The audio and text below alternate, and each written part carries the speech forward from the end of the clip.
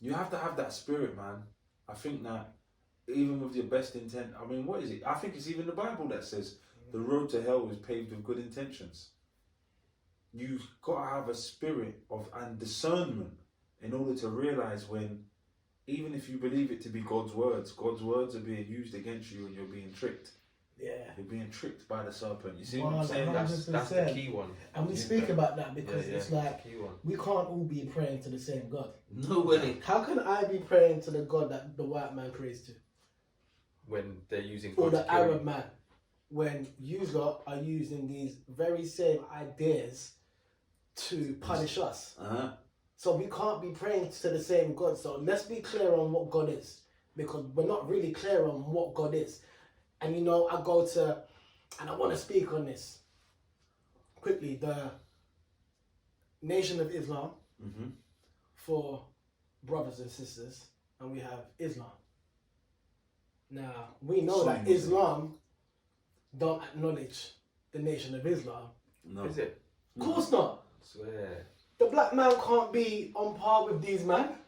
I didn't know that. They don't speak to the black man. They call it shirk, mushrikeen.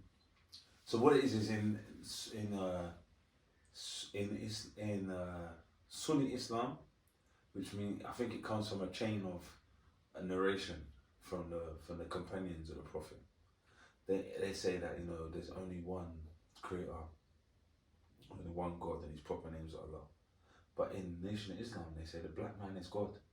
So they can't be speaking So about the same they're gonna thing. say, no, you man can't call yourself God, and you know what I'm saying? So there's them things, but they've got but it's weird because they've got their own interpretations of Islam that differ. So there's Sunni and there's Shia, but there's also other little, for instance, like Hadith. Yeah. Hadith It's are culturally based, isn't it? a lot of culturally based. So Hadith are, so obviously the Quran is the Quran. And many like Muslims argue with me. There's more than one Quran. They're not all the same. There's the Hafs, there's the Kosh, and all the I don't know what they are now. I know about 3 or 4, but they've got slight variations. But they say no, it's perfectly preserved. Well, that's not what I found. Maybe I'm wrong. Maybe someone can enlighten me. But after that now, the Chinese whispers come. Yeah.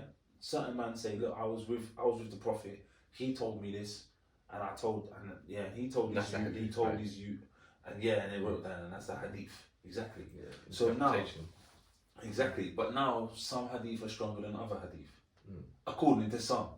So some people say, nah, Banna, we don't deal with that hadith. We deal with this one. But the hadith gives context a lot of the time to Islam. Okay. Exactly.